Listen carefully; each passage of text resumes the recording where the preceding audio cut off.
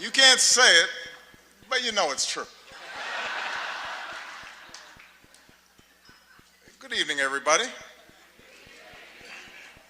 It is an honor to be here at my last, and perhaps the last, White House Correspondents Dinner.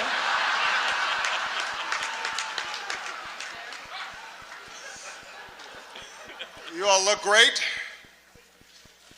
The end of the Republic has never looked better.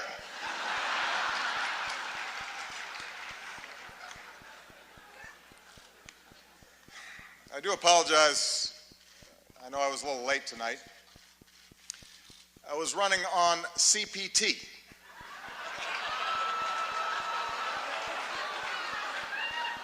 Which stands for jokes that white people should not make.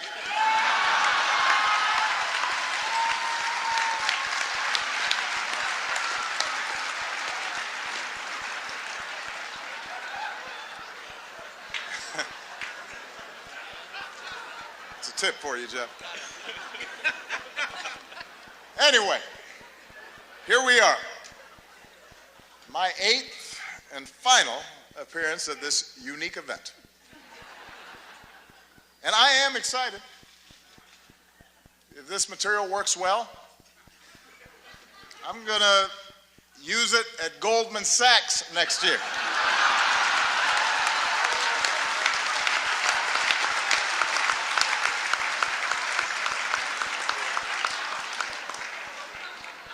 Earn me some serious Tubmans. That's right. That's right.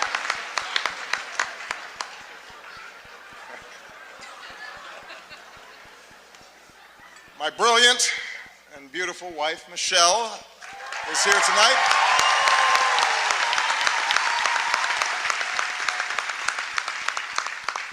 She looks so happy to be here. That's called practice. It's like learning to do 3-minute planks.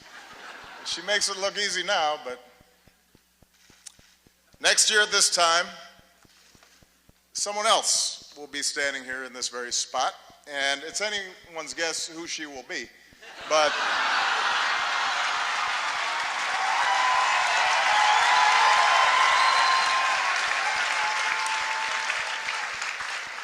standing here, I can't help but be reflective, a little sentimental. 8 years ago, I said it was time to change the tone of our politics. In hindsight, I clearly should have been more specific.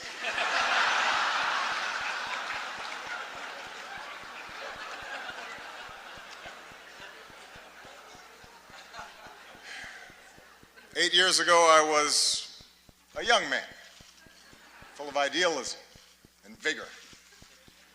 And look at me now. I am gray, grizzled, just counting down the days till my death panel.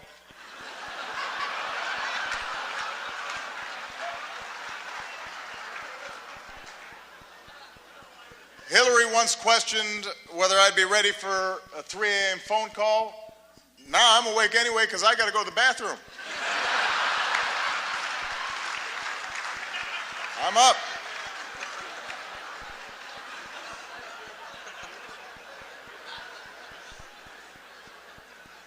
In fact, somebody recently said to me, Mr. President, you are so yesterday. Justin Trudeau has completely replaced you. He's so handsome. He's so charming. He's the future. And I said, Justin, just give it a rest.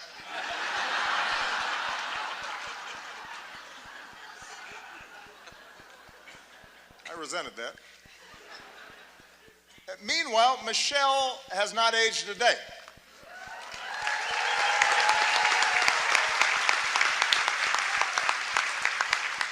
The only way you can date her in photos is by looking at me. Take a look. Here we are in 2008. Here we are a few years later. And this one is from 2 weeks ago.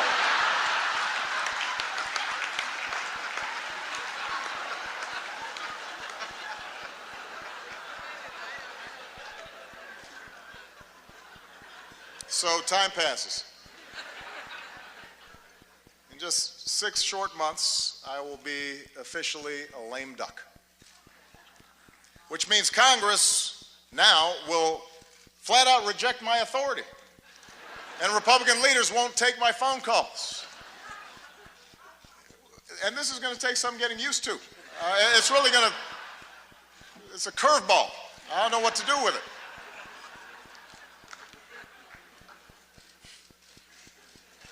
Of course, in fact, 4 months now, congressional Republicans have been saying there are things I cannot do in my final year. Unfortunately, this dinner was not one of them. But on everything else, it's another story. And you know who you are, Republicans. In fact, I think we've got Republican Senators Tim Scott and Cory Gardner. They're in the House, which reminds me, security, bar the doors.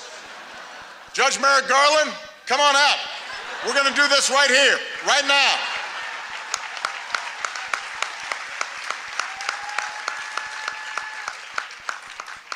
It's like the Red Wedding.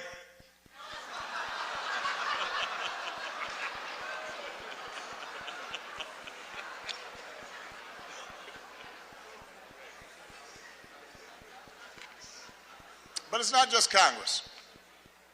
Even some foreign leaders, they've been looking ahead, anticipating my departure. Last week, Prince George showed up to our meeting in his bathrobe. That was a slap in the face.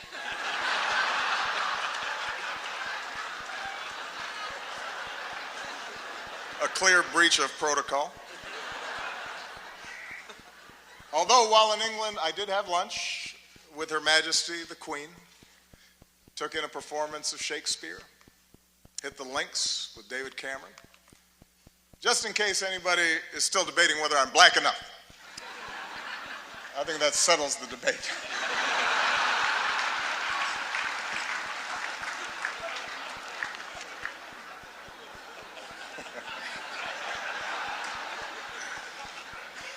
I won't lie. Look, this is a tough transition. It's hard. Key staff are now starting to leave the White House. Even reporters have left me. Savannah Guthrie, she's left the White House press corps to host the Today Show. Norah O'Donnell left the briefing room to host CBS This Morning. Jake Tapper left journalism to join CNN.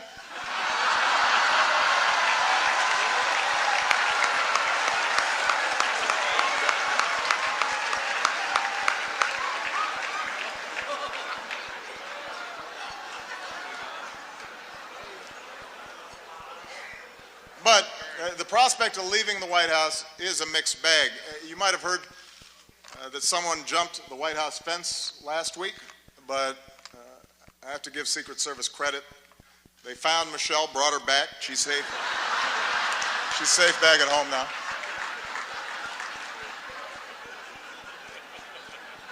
It's only 9 more months, baby. Settle down.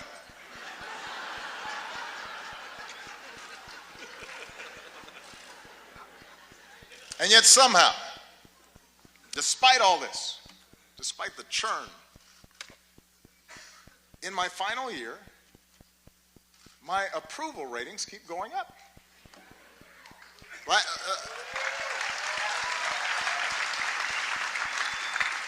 The last time I was this high, I was trying to decide on my major.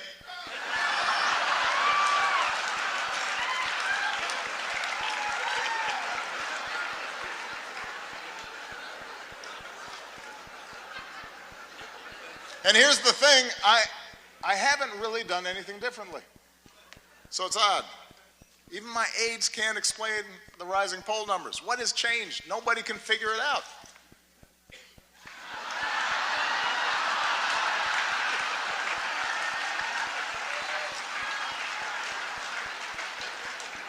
Puzzling.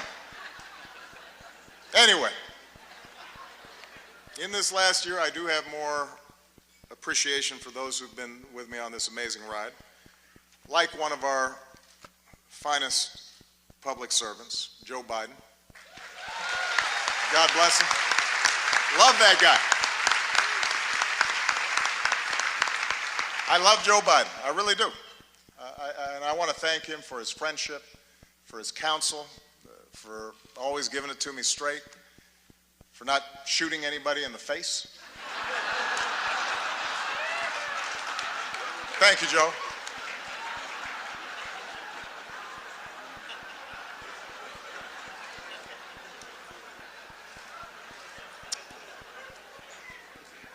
Also, I would be remiss. Let's give it up for our host, Larry Wilmore.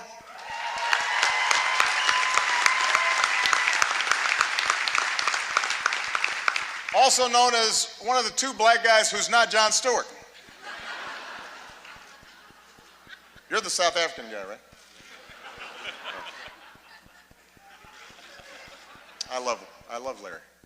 And his parents are here, who are from Evanston, which is a great town.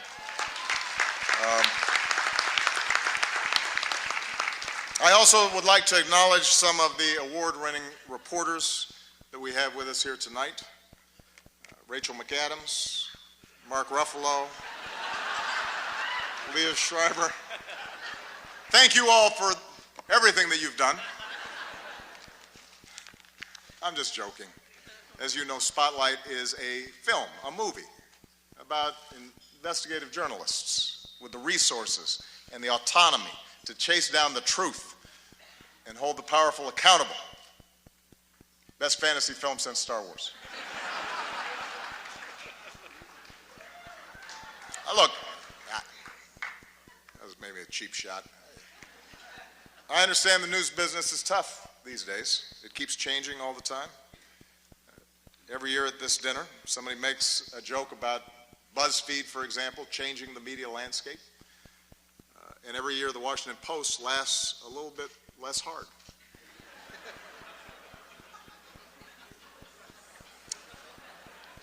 There's kind of a silence there, especially at the Washington Post table. GOP Chairman Reince Priebus is here as well. Glad to see that you feel that you've earned a night off. Congratulations on all your success. The Republican Party, the nomination process, it's all going great. Keep it up.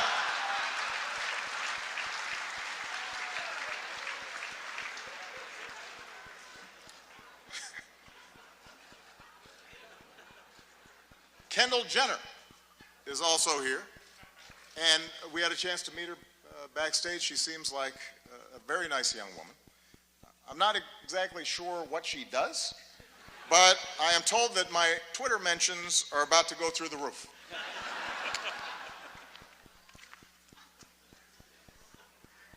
Helen Mirren is here tonight.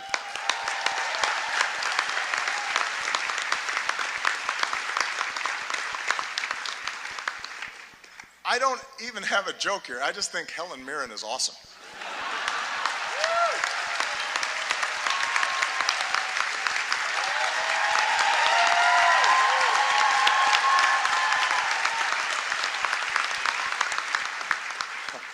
She's awesome.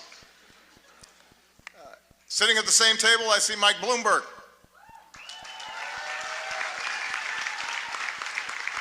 Mike, a combative, controversial New York billionaire, is leading the GOP primary, and it is not you. That has to sting a little bit.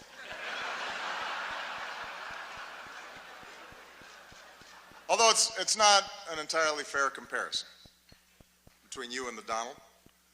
After all, Mike was a big city mayor. He knows policy in depth, and he's actually worth the amount of money that he says he is.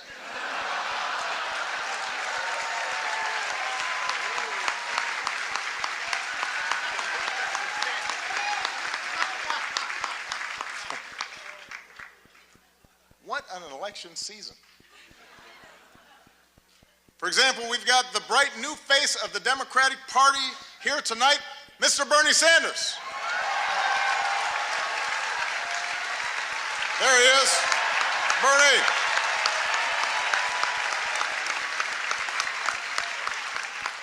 Bernie, you look like $1 million. Or to put it in terms you'll understand, you look like 37,000 donations of $27 each.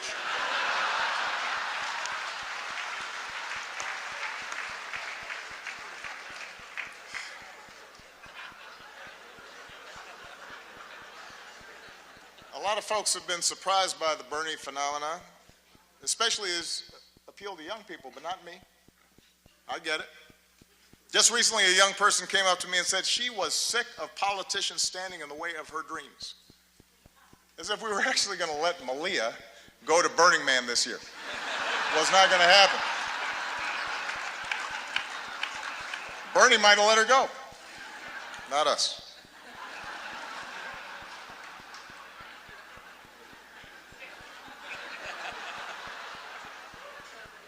I am hurt, though, Bernie, that you've been distancing yourself a little from me.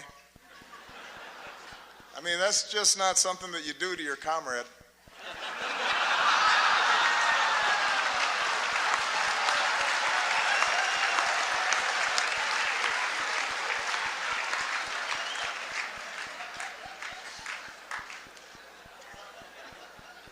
Bernie's slogan has helped his campaign catch fire among young people. Feel the burn. Feel the burn. It's a good slogan. Hillary's slogan has not had the same effect. Let's see this.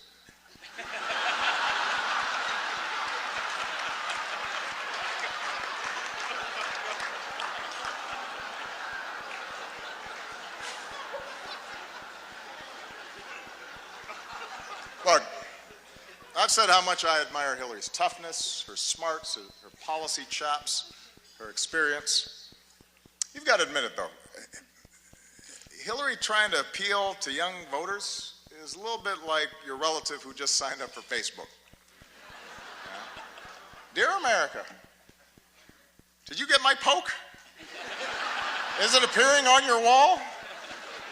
I'm not sure I'm using this right. Love, and Hillary.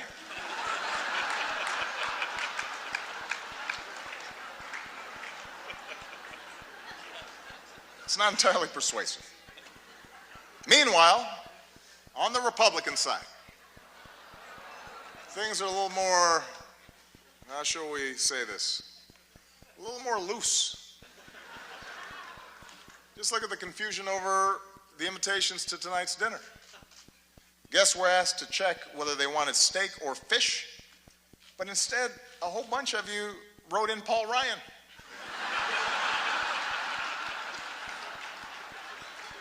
That's not an option, people.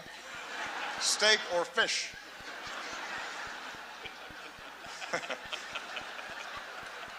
You may not like steak or fish, but that's your choice.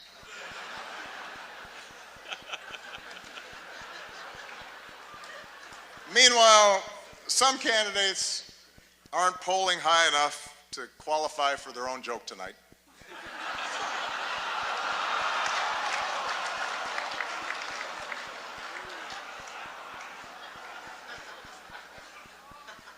The rules were well established ahead of time. And then there's Ted Cruz. Ted had a tough week. He went to Indiana. Hoosier country. Stood on a basketball court and called the hoop a basketball ring.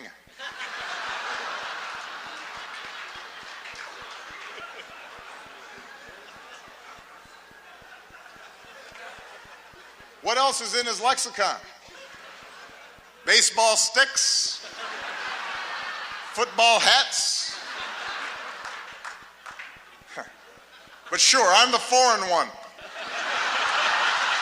That's fine.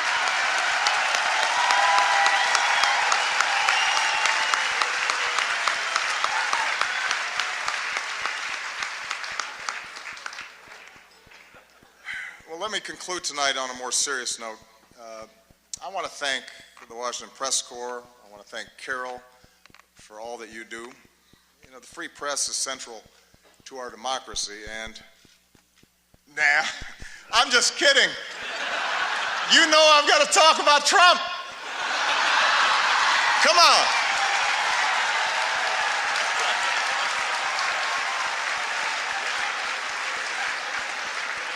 weren't just going to stop there. Come on.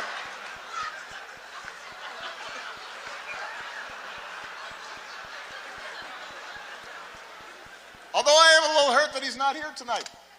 We had so much fun the last time. And it is surprising. You got a room full of reporters, celebrities, cameras, and he says no. Is this dinner too tacky for the Donald? What could he possibly be doing instead? Is he at home eating a Trump steak? Tweeting out insults to Angela Merkel? What's he doing?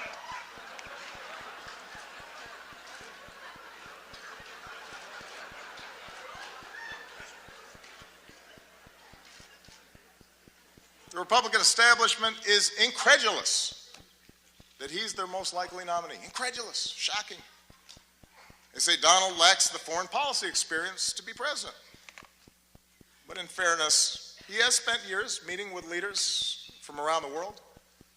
Miss Sweden, Miss Argentina, Miss Azerbaijan.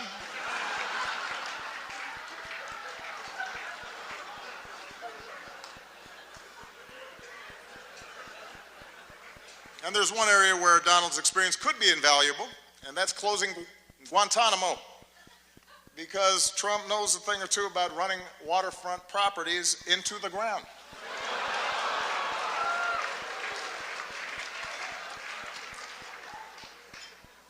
All right, that's probably enough. I mean, I've got more material.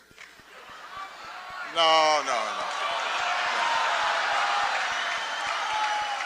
I don't want to spend too much time on the Donald. Following your lead, I want to show some restraint. Because I think we can all agree that from the start, he's gotten the appropriate amount of coverage, befitting the seriousness of his candidacy.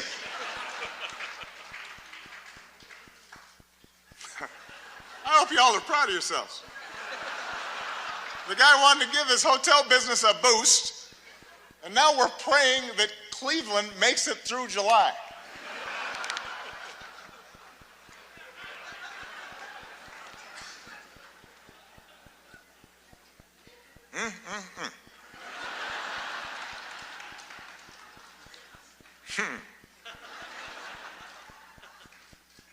As for me and Michelle, we've decided to stay in D.C. for a couple more years. Thank you. This way our youngest daughter can finish up high school. Michelle can stay closer to her plot of carrots. She's already making plans to see them every day. Take a look.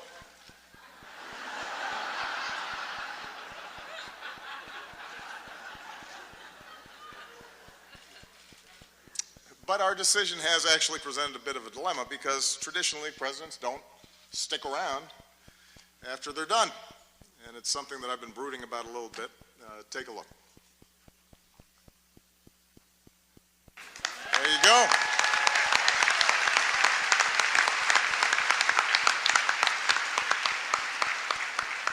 I am still waiting for all of you to respond to my invitation to connect to LinkedIn.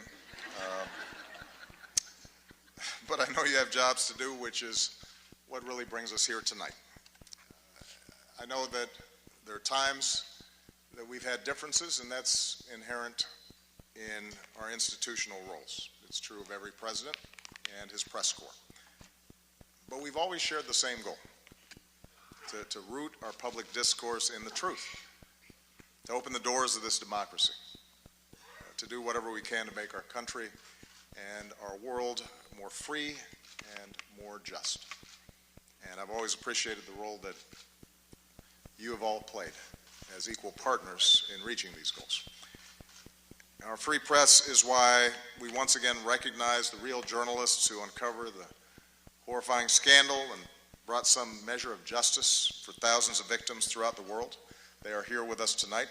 Sasha Pfeiffer, Mike Resendez, Walter Robinson, Matt Carroll, and Ben Brandley Jr. Please give them a big round of applause.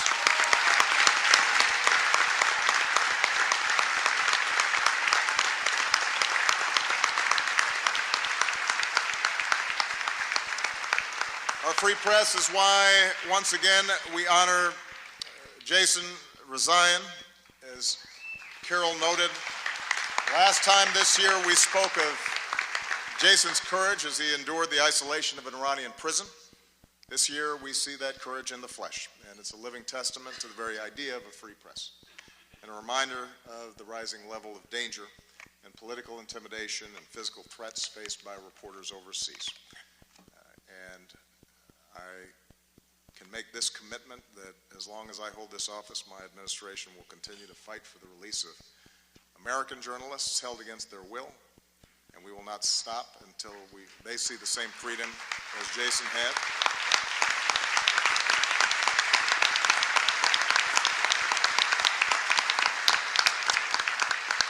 At home and abroad, journalists, like all of you, engage in the dogged pursuit of informing citizens and holding leaders accountable and making our government of the people possible. And it's an enormous responsibility. And I realize it's an enormous challenge at a time when the economics of the business sometimes incentivize speed over depth, and when controversy and conflict are what most immediately attract readers and viewers. The good news is there's so many of you that are pushing against those trends. And as a citizen of this great democracy, I am grateful for that. For this is also a time around the world when some of the fundamental ideals of liberal democracies are under attack, and when notions of objectivity and of a free press and of facts and of evidence are trying to be undermined, or in some cases ignored entirely. And in such a climate, it's not enough just to give people a megaphone. And that's why your power and your responsibility to dig and to question and to counter distortions and untruths is more important than ever. Taking a stand on behalf of what is true does not require you shedding your objectivity. In fact, it is the essence of good journalism.